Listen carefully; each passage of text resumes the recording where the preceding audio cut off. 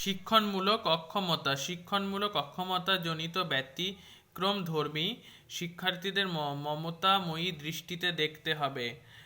গঠনগত অক্ষমতা: শিশুদের দেরিতে কথা বলতে শেখা, রং, আকার, আয়তন চিনতে অসুবিধা হওয়া, অতি চঞ্চল, মনের ভাব বলতে না পারা, সহজ বানান ভুল করে গুছিয়ে এবং বুঝিয়ে কোনো ঘটনার বিবরণ দিতে পারে না, পড়বার সময় বইয়ের কবিতার লাইন হাত দিয়ে অন্য একটি কবিতা পাঠ করে যায়, জুতোর ফিতে বাঁধতে পারে না, সমবয়সী শিশুদের সঙ্গে খেলতে পারে না।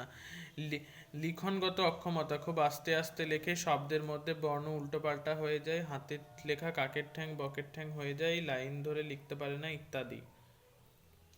এইবার গণন বিষয়ক অক্ষমতা: রং, আকার, আকৃতি, সংখ্যা বোঝার সমস্যা, সংখ্যা লেখার সময় উল্টোপাল্টা হয়ে যায়, হিসেবপত্র গুলিয়ে ফেলে, সহজ অঙ্ক বুঝতে পারে না, অঙ্ক আতঙ্কে ভোগে।